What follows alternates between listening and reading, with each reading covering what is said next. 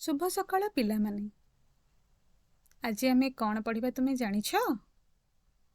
अरे वाह, तुमे केमती जानिलो? अच्छा, बहुत बढ़िया। ताहले आजिर पाठ पढ़ाटी पढ़िला परे तुम्बे माने अंतः रूपांतरण प्रक्रिया को बुझाइबो, ऊर्ध्वपातन प्रक्रिया को मध्य बुझाइबो, ता सहित उद्बायी कठिन पदार्थ गुड़िकर संज्ञा मध्य कहिबो। पदार्थर तीनोटी अवस्था अछि से विषय तुमे बहुत भल भाबरे जानो, जानिछ ना नहीं? अरे वाह, कौन कौन से अवस्था गुड़िक? कठिन, तरल और गैसीय। बहुत बढ़िया। पिला माने तुमे केबे बरफ देखिछ? बहुत बढ़िया। बरफर आइसक्रीम भी खाइछ?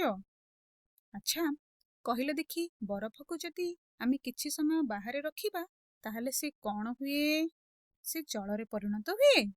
अच्छा, काहेकि से जल रे परिणत होला ता विषय की कहि परिबो? अरे वाह, ता माने बरफ प्रथमे कठिन अवस्था थिला, किंतु से कौन हैला ना बाहर थिबा वायुमंडलर ताप को से ग्रहण करी तरली गला, नुह? अच्छा, बरफ को जदि आमे संगे संगे तरल अवस्था को आनिबा पई चाहिबा ताहले कौन करिबा? बहुत बढ़िया। आमे ताको संगे संगे गरम कर देले मध्य बरफ तरली जाई जल रे परिणत हेउछि। अच्छा, जल रे परिणत हैला परे जदि आमे पुनश्च जदि उत्तप्त करिबा बा गरम करिबा जल को ताहले कौन होछि? से बाष्प रे परिणत हेउछि। जदि अधिक आमे फुटाइबा ताहले कौन हेबो? अरे वाह, सबु जाक जल बाष्प होई वायुमंडल को चली जिवो। बहुत बढ़िया। ता माने तापर प्रयोग रे कठिन पदार्थ तरल अवस्था रे रूपांतरित हुए और तरल पदार्थ को उत्तप्त कले गैसीय पदार्थ रे परिवर्तित होइथाय। जेपरिकी प्रथमे बरफरु जल हैला एवं जलरु से गैसीय अवस्था को परिवर्तित होइथिला। वर्तमान देखिबा गैसीय पदार्थ को ठंडा कले ताहा तरल अवस्था को आसी थाए, तरल पदार्थ को ठंडा कले ता पुनश्च कठिन अवस्था को फेरी आसे। जेपरिकी तुमे देखिथिबो माँ पानी फुटेला बेले ढांकुणी जेतेबेले बंद करि थांती सेतेबेले ठंडा हैला परे ढांकुणी को जते आमे खोलिकी देखिबा ताहले कौन हेते पछपट किछि जल बुंदा लागि थाए। जल बाष्प गुड़िक ठंडा होई से पुणी जल रे परिणत होइथाए। जदि जल को आमे पुनश्च ठंडा करूचे ता माने आमे कोन करूचे फ्रिज रे नेकी रखि दोचे ताहले से कोन होइथाए पुणी बरफ रे परिणत होइथाए। बुझी होचे त पिला माने? पदार्थर एही तीनोटी अवस्थार गोटिकरू अन्यटिकु हेउथिबा परिवर्तन को अंत रूपांतरण कुहा जाए। कठिनरु तरल, तरलरु गैसीय पदार्थ होइथाए। देखिबा आमे किपरि होउछि? कठिन पदार्थ को आमे ताप प्रयोग कले से तरल पदार्थ रे परिणत होइथाए, तरल पदार्थ को ताप प्रयोग कले से गैसीय पदार्थ रे परिणत होइथाए। सेही परि भाबरे गैसीय पदार्थ को जदि आमे ठंडा करिबा बा शीतलीकरण करिबा ताहले से तरल पदार्थ रे परिणत होइथाए। तरल पदार्थ को शीतलीकरण कले ता पुनश्च कठिन पदार्थ रे परिणत होइथाए। बुझी होछि त पिला माने? वर्तमान देखिलो एइटा काहार चित्र? अच्छा, कहि पारु ना? एइटा चित्रटी को देखिला परे प्रश्नटी पड़ ताहले तुमे जानि परिबो। राउरकेला इस्पात कारखाना रे ब्लास्ट फर्नेस रु जेतेबेले लुहा बाहरे ताहा किपरि होइथाय जानिछ? ओहो, एबे जानि गलो। बहुत बढ़िया। ताहले चित्र रे आमे कोन देखुची? ब्लास्ट फर्नेस रु बाहरुथिबा तरल लुहा केउ रंगर देखा जाउची? अच्छा, तो जेतेबेले ब्लास्ट फर्नेस रु इस्पात कारखाना रु बाहर लुहा ताहले से किपरि अवस्था रे थाए? से तरल अवस्था रे थाए। लुहा कठिन अवस्था रे थिला बेले ताकू अत्यधिक उत्तप्त करा जाई थाए, जहा द्वारा से तरल अवस्था रे परिणत हुए।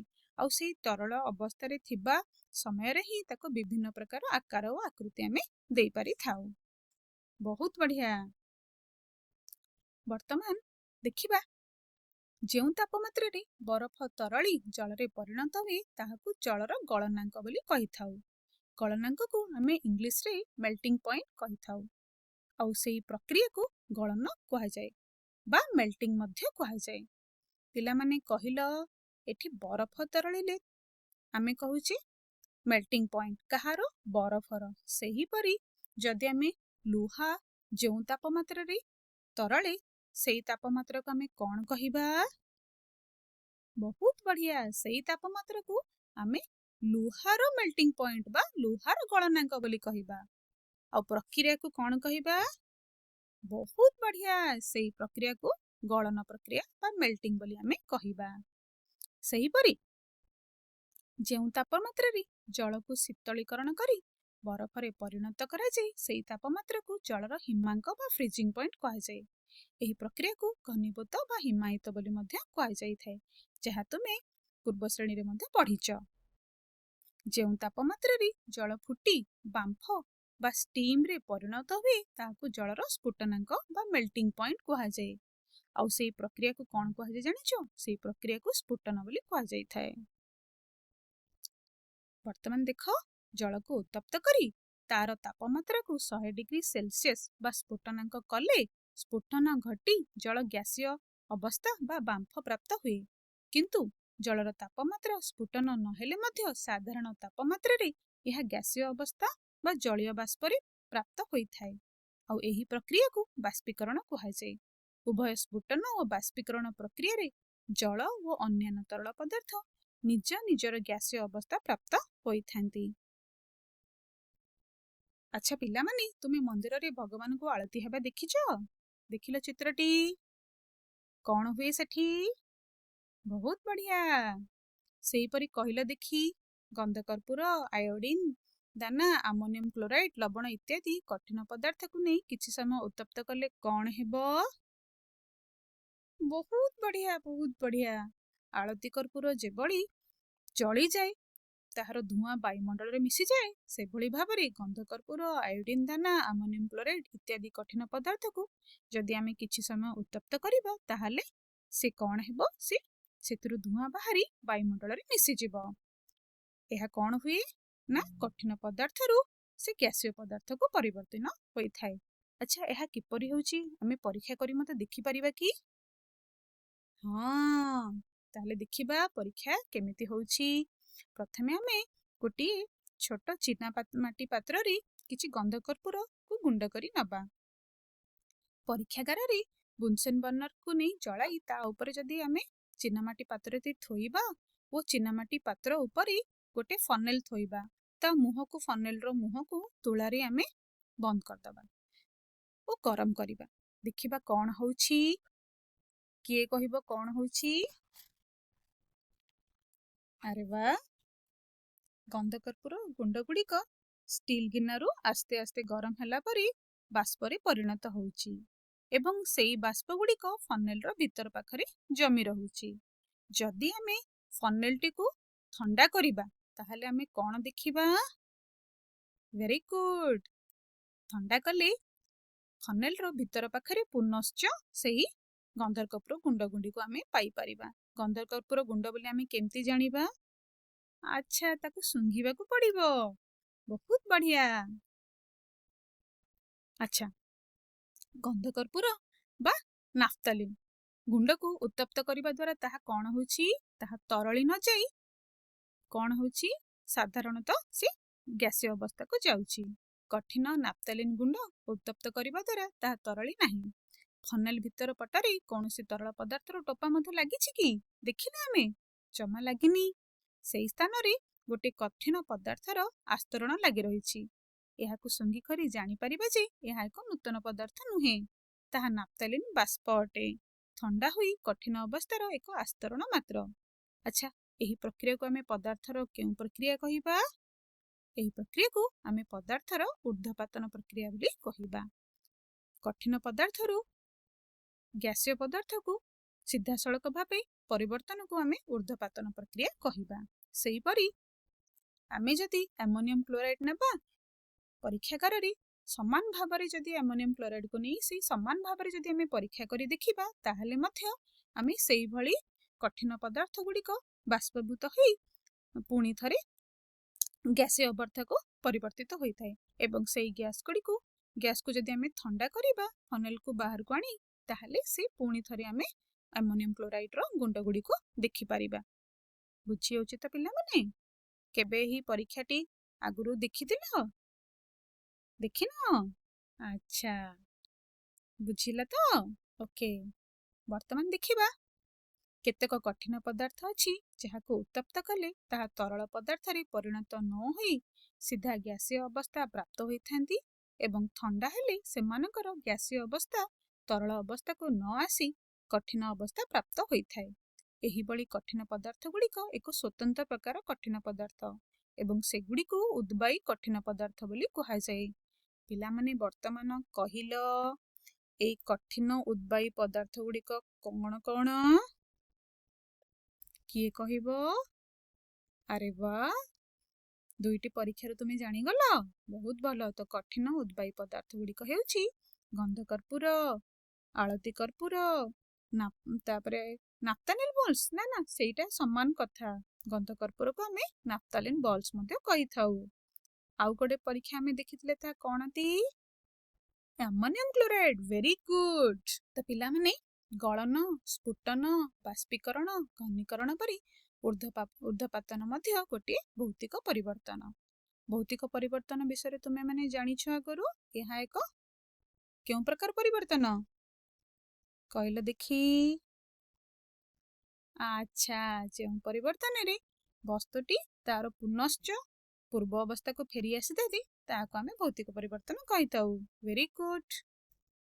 ତାହେଲେ ପିଲାମାନେ ଆଜି ଆମେ କଣ ଶିଖିଲେ? କଠିନ ପଦାର୍ଥ ତରଳ ପଦାର୍ଥରେ ପରିଣତ ହୁଏ ଏବଂ ତରଳ ପଦାର୍ଥ ଗ୍ୟାସୀୟ ପଦାର୍ଥରେ ପରିଣତ ହୁଏ। ଏହି ପ୍ରକ୍ରିୟା ଗୁଡ଼ିକୁ କଣ କହିବା? ଚିତ୍ରଟିକୁ ଭଲରେ ଦେଖ। ଆଚ୍ଛା, କଠିନ ପଦାର୍ଥକୁ ଆମେ ଉତ୍ତପ୍ତ କଲେ ତାହା ତରଳ ପଦାର୍ଥରେ ପରିଣତ ହୁଏ। ତରଳ ପଦାର୍ଥକୁ ଉତ୍ତପ୍ତ କଲେ ତାହା ସ୍ଫୁଟନ ବା ବାଷ୍ପୀକରଣ ପ୍ରକ୍ରିୟାରେ ଗ୍ୟାସୀୟ ପଦାର୍ଥରେ ପରିଣତ ହୁଏ। ସେହିପରି ଭାବେ ଗ୍ୟାସୀୟ ପଦାର୍ଥ ଗୁଡ଼ିକୁ ଯଦି ଆମେ ଥଣ୍ଡା କରିବା ତାହେଲେ ତରଳ ପଦାର୍ଥରେ ପରିଣତ ହୁଏ, ଯାହାକୁ ଆମେ ଘନୀକରଣ ମଧ୍ୟ କହିଥାଉ। ସେହିପରି ତରଳ ପଦାର୍ଥକୁ ଅତିଶୟ ଶୀତଳକରଣ କଲେ ତାହା ଘନୀଭୂତ ବା ହିମାୟିତ ହୋଇ କଠିନ ପଦାର୍ଥରେ ପରିଣତ ହୋଇଥାଏ। କିନ୍ତୁ ଯଦି କଠିନ ପଦାର୍ଥ ଗୁଡ଼ିକୁ ଗରମ କଲେ ତାହା ସିଧାସଳଖ ତରଳ ପଦାର୍ଥରେ ପରିଣତ ନ ହୋଇ ଗ୍ୟାସୀୟ ପଦାର୍ଥରେ ପରିଣତ ହୁଏ, ତାହାକୁ ଆମେ ଊର୍ଧ୍ୱପାତନ ପ୍ରକ୍ରିୟା କହିଥାଉ।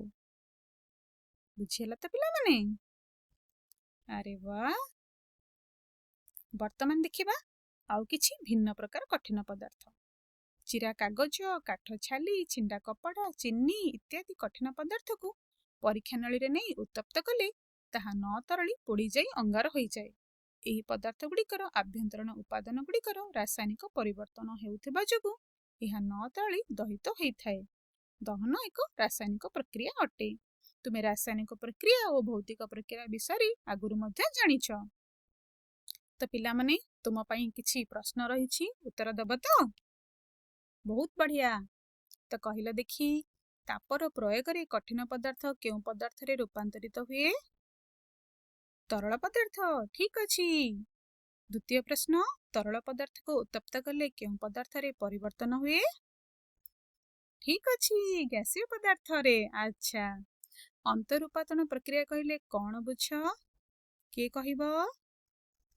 Very good. କଠିନରୁ ତରଳ ଅବସ୍ଥା, ତରଳରୁ ଗ୍ୟାସୀୟ ଅବସ୍ଥା ଏବଂ ପୁନଶ୍ଚ ଥରେ ଗୋଟିଏ ଅବସ୍ଥାରୁ ଅନ୍ୟ ଏକ ଅବସ୍ଥାର ରୂପାନ୍ତରଣକୁ ଆମେ କହୁଛେ ଅନ୍ତଃ ରୂପାନ୍ତରଣ ପ୍ରକ୍ରିୟା।